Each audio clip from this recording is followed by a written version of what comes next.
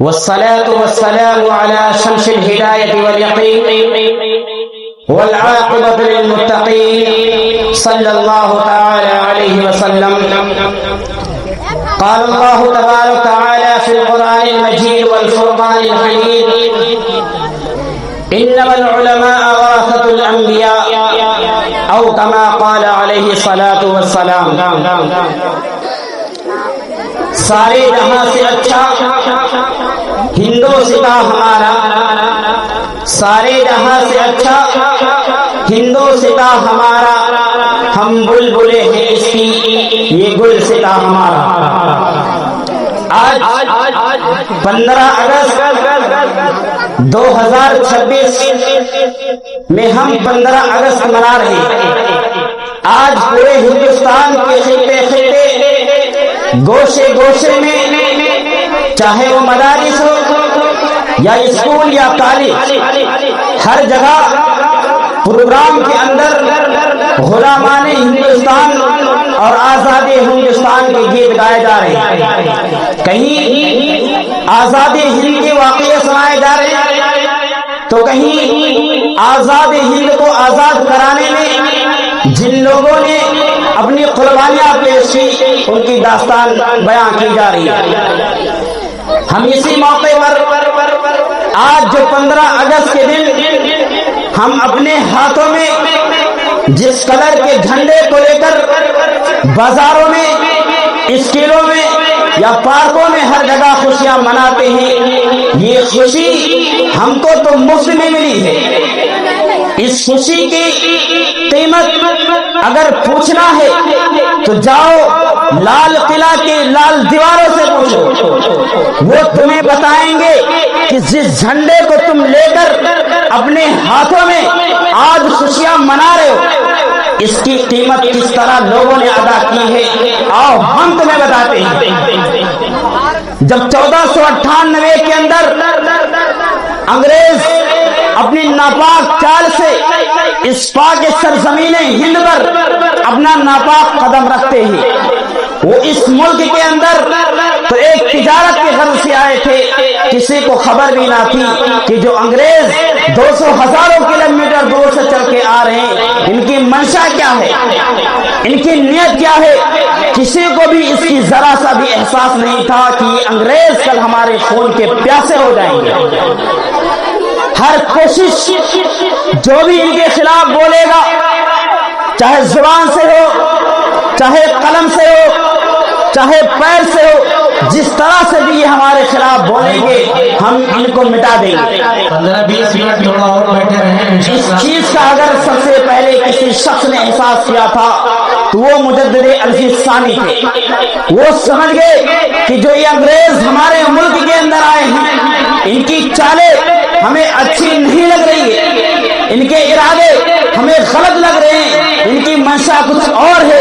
یہ ہندوستان پر تجارت کرنے نہیں آئے بلکہ یہ ہندوستانیوں کو غلام بنانے کے لیے آئے.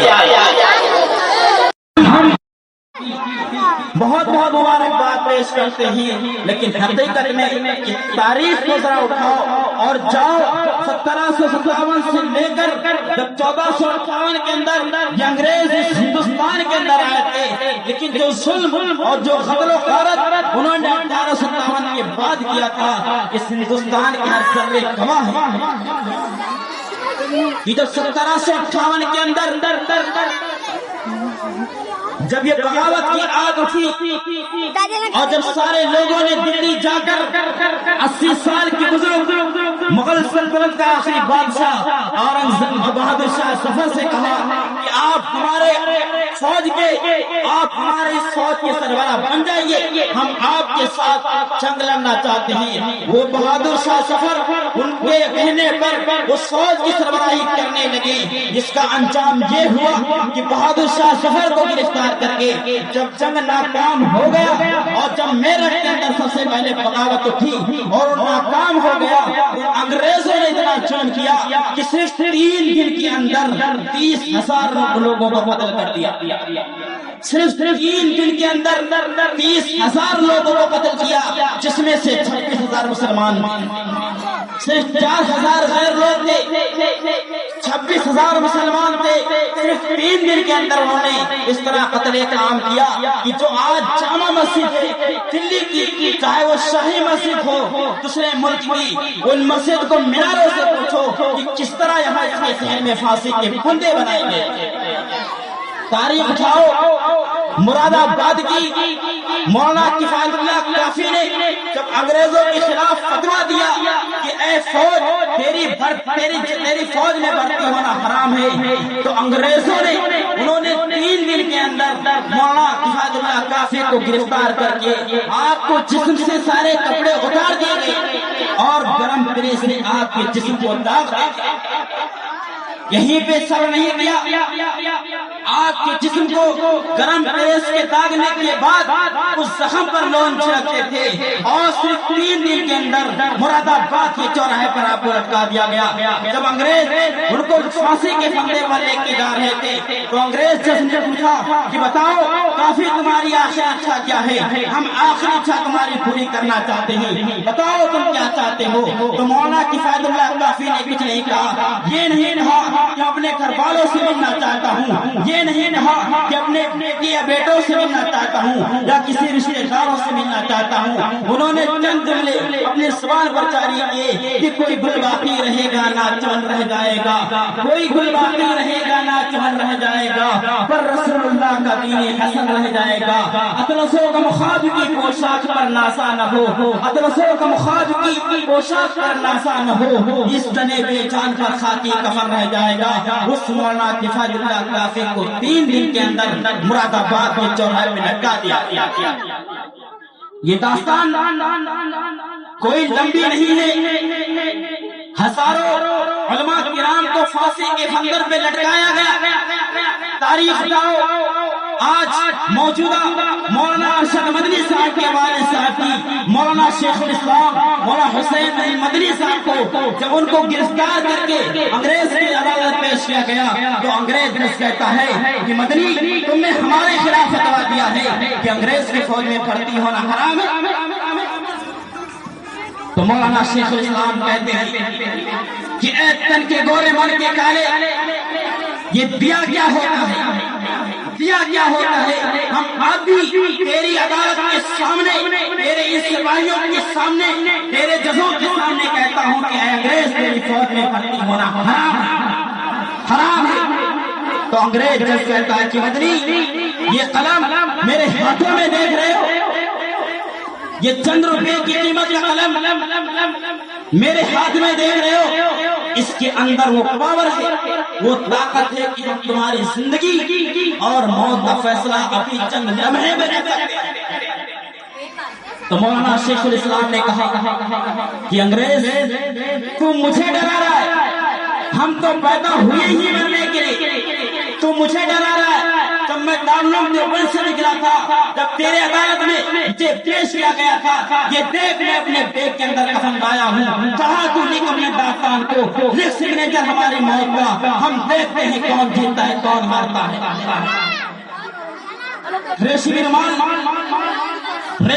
کا جب آغاز کیا گیا، مولانا شیخ الہند صاحب نے جس کی چال اتنی خطرناک تھی کہ اگر ریشمی رومال کامیاب ہو جاتی تو آج شاید ہندوستان کا نقشہ کچھ اور ہوتا، آج ہندوستان کی تاریخ داستان کچھ اور ہوتی اگر وہ ریشمی رومال کامیاب ہو جاتی، لیکن کسی وجہ سے انگریز کو فرق لگ گئی جس کے بنا پر شیخ الاسلام کو مالٹا گال کوٹری جیل کے اندر ڈال دیا گیا۔ شیخ الہند کے جسموں پر گرم لوہے سے ڈالتے تھے اور کہتے تھے کہ اب بھی ہمارے خلاف فتویٰ جاری کرو گے، اب بھی ہمارے خلاف بولو گے، یہ تم نے کتنی بڑی سازش کی تھی، ہم تم کو زندہ نہیں چھوڑیں گے۔ 3 سال تک آپ کو کالا پانی کے اندر رکھا گیا۔ یہ کالا پانی جیل سننے میں تو بڑا آسان لگتا ہے، جاؤ کبھی اسی کالا پانی کو ٹہل کر دیکھ کر آؤ کہ جہاں لوگوں کی زندگی کیسے گزاری۔ ایک کمرے کے اندر ایک شخص، نہ اس کے اندر کوئی کھڑکی، نہ اس کے اندر کوئی جالی، نہ وہاں چڑیوں کی کوئی آواز، نہ وہاں ایسا لگتا ہے کہ دنیا کے اندر انسان نہیں، وہ پال کوٹھی بیچ سمندر کے اندر بنے اور بارش علماء کرام کو کھلے آسمان کے نیچے خانہ بنا کر رکھا ہوا تھا، اس پہ سے ساڑیاں لگا کر رکھی ہوئی تھی، اس کے اندر انہوں نے علماء کرام کو بند کیا۔ جب مولانا شیخ الہند صاحب مالٹا کی جیل سے واپس آئے اور جب ان کا انتقال ہوا تو ان کے جسم پر، ان کے پیٹ پر صرف ہڈی تھی، گوشت نام کی کوئی چیز تھی نہیں۔ آپ کے ساتھ میں مولانا شیخ الاسلام بھی گئے تھے، تو لوگوں نے پوچھا کہ شیخ الاسلام یہ ماجرا کیا ہے کہ آپ کی شیخ الہند صاحب کے جسم پر کوئی ہڈی کے علاوہ کوئی گوشت نہیں؟ تو مولانا شیخ الاسلام کہتے ہیں کہ رات میں انگریز مولانا شیخ الہند کو لے جاتے تھے اور کرسی کے اندر بند کر کے آپ کے جسم کو گرم لوہے سے ڈالتے۔ آج انہی مدارس و تکلیف، انہی مداریوں سے نشانہ، انہی علماء کرام کو غلط نظر سے دیکھنا، شک کی نظر سے دیکھنا۔ میں پوچھتا ہوں کہ اگر یہ مدارس نہ ہوتے تو شاہ عبد الغنی نہ ہوتے، اگر یہ مدارس نہ ہوتا تو شاہ عبد العزیز دہلوی نہ ہوتے، اگر شاہ عبد العزیز دہلوی نہ ہوتے تو کون انگریز کے خلاف فتویٰ دیتا، اگر شاہ عبد الغنی نہ شاہ عبد العزیز دہلوی نہ ہوتے تو شاہ عبد الغنی بھی نہ ہوتے، اگر شاہ عبد الغنی نہ ہوتے تو پھر مولانا قاسم نانوتوی بھی نہ ہوتے، اگر مولانا قاسم نانوتوی نہ ہوتے تو یہ دارالعلوم دیوبند بھی نہ ہوتا، اگر دارالعلوم دیوبند بھی نہ ہوتا تو پھر کون شیخ الاسلام ہوتا، اگر یہ دارالعلوم دیوبند نہ ہوتا تو پھر کون عبید اللہ سندھی ہوتے، اگر یہ دارالعلوم دیوبند نہ ہوتا تو پھر کون مولانا جوہرانی ہوتے، اگر یہ دارالعلوم دیوبند نہ ہوتا تو پھر کون شیخ الہند ہوتے، کون شیخ الاسلام ہوتے، کون عبید اللہ سندھی ہوتے، کون اس ہندوستان کو آزاد کراتا، کون آزاد کراتا؟ یہ تو ہمارے بھائی 1857 کے بعد آئے، 1757 کی جنگ جب آصف چولہ نے انگریزوں کے خلاف جنگ کی اور اس کے اپنے ہی غداری کی وجہ سے میر جعفر نے ہاتھ میری تباہی میں انہی کا تھا جنہیں اپنا سمجھتا رہا آج تک، ہاتھ میری تباہی میں انہی کا تھا جنہیں اپنا سمجھتا رہا آج تک، خیر تو غیر ہے میر سے کیا گلا، میرا غیروں کی جانب اشارہ نہیں۔ وہ آصف چولہ جنگ جیت جاتے لیکن میر صادق کی غداری کی وجہ سے جنگ ہار گئے، پھر انگریز وہاں نہیں رکے اور 1799 وہ میسور کا شیر انسان ٹیپو سلطان وہ کہاں سے بڑھ کے آیا، وہ حافظ کہاں سے ہو کر آیا، کسی مدرسے سے بڑھنے بڑھ نکلا تھا جس ٹیپو سلطان کو انگریز ختم کرنے کے لیے، اس کی حکومت توڑنے کے لیے انہوں نے شاید کوئی ایسا نظام نہ چلایا ہو کہ ٹیپو سلطان کو ختم کرے، لیکن جب اپنوں میں غدار موجود ہو تو پھر دشمن چاہے اپنی فوج میں چاہے لاکھ ہو، دشمن چاہے 10 لوگ ہو، اگر آپ کی فوج کے اندر غدار ہے تو نہ آپ کی طاقت کام آئے گی، نہ آپ کی عقل مندی، نہ آپ کا دماغ، نہ آپ کے اختیار کام نہیں آئے۔ تو ادھر ادھر کی نہ بات کر یہ بتا کہ افلاک کیوں لٹا، مجھے رہزنوں سے گرا نہیں تیری رہبری کا سوال ہے۔ وہاں میر جعفر، یہاں میر صادق نے ان لوگوں نے اس نے ٹیپو سلطان کے ساتھ غداری کی اور انگریز قلعے کے اندر گھس کر اور ٹیپو سلطان کو شہید کر دیا۔ وہ ٹیپو سلطان مدرسے کا پڑھا ہوا تھا، جس دن اس نے جامع شہادت میں اس کیا تھا اس دن کو پاری پڑھ کر میدان کائسار میں گیا تھا۔ جس وقت انگریز نے ٹیپو سلطان کو شہید کر دیا اس وقت بھی انہوں لوگ انگریز ٹیپو سلطان کے پاس جانے کا طاقت آتی کہ ہو سکتا ہے کہ اس طرح ہمیں مار۔ جب ان کو مکمل پتہ ہو گیا کہ ٹیپو سلطان شہید ہو تو انہوں نے ٹیپو سلطان کی لاش پر پیر رکھ کر کہا کہ سنو ہندوستان کے لوگوں، میں تمہیں غلام بنانے کا تو کچھ کم سمجھ رہا تھا، ہندوستان کے تو کچھ خطوں پر ہم اپنی حکومت بنانا چاہ رہے تھے، لیکن سنو ہندوستانیوں، آج سے ہندوستان ہمارا، آج سے تم سب کے سب غلام ہو۔ جس شخص کا مجھے ڈر تھا، جس کی وجہ سے راتوں کی نیندیں حرام کی، جس کی وجہ سے ہم چین کی نیند نہیں سو پا رہے تھے، آج اس شیر انسان کو ہم نے مار دیا، آج سے ہندوستان ہمارا۔ یہ ہندوستان جو آج ہم پکی پکائی روٹی آرام سے کھا رہے ہیں، اس کی قیمت میں ہم اندازہ لگا سکتے ہیں، نہ کتابوں سے دیکھ کے کر سکتے ہیں، ہم اس کا اندازہ نہیں لگا سکتے۔ آپ تاریخ لاؤ، جب 1757 کے بعد انگریزوں نے وہ قتل عام کیا کہ شاید آسمان بھی رویا ہو، زمین بھی رویا ہو، کہ جب دلی کے چاندنی چوک سے لے کر خیبر تک ایسا کوئی درد واقعی نہیں تھا کہ جس پر علماء کرام کے قدرے نہ لٹائے گئے۔ صرف 3 سال کے اندر 15,000 علماء کو مدد کیا گیا، اور اس وقت دلی کے اندر علماء کرام کا گڑھ تھا۔ ہر شہر، ہر گلی، ہر محلے میں، ہر بستی میں علماء کرام بڑے بڑے ہوتے۔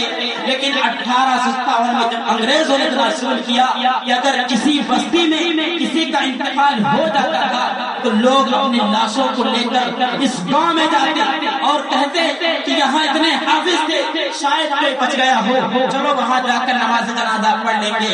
وہاں پہنچتے تھے، وہاں سے مایوس ہو کر لوٹتے تھے، یہاں تک کہ وہ 1-2 دن 3 دن اپنی لاشوں کو لے کر ٹہلتے رہتے تھے کہ کوئی حافظ، کوئی عالم یا کوئی مفتی مل جائے، ہم اس کی بدولت اس شخص کی نماز جنازہ پڑھا کر دفنا دے۔ لیکن وہ لوگ مجبوراً اس جنازے کو بغیر نماز جنازہ کے دفنا دے۔ جس دلی کے اندر ہزاروں علماء کرام موجود تھے، اتنا بڑا ظلم کیا کہ ایک بھی حافظ عالم نہیں بچا۔ اس لیے اس وطن کے سب سے ہمارے ہیں، جتنا یہ دیش تمہارا ہے اتنا ہی دیش تمہارا ہے، جتنا حق تمہارا ہے اتنا ہی حق ہمارا ہے۔ ہم آزاد ہیں، ہم جو چاہے کریں، ہمیں کوئی روکنے والا نہیں۔ لیکن اس قوم کی سب سے بڑی ناکامی یہ ہے کہ اس قوم کے بچوں نے، جوانوں نے اپنے اسلاف کی تاریخ کو بھلا دیا۔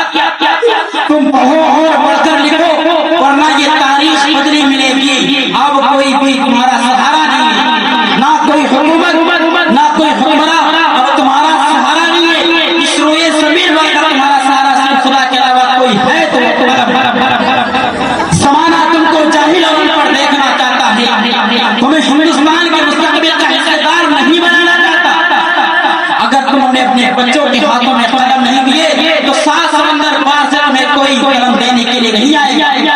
ہم اس دنیا میں زندہ نہیں رہیں گے جب ہم اپنے بچوں کو قلم دیں گے۔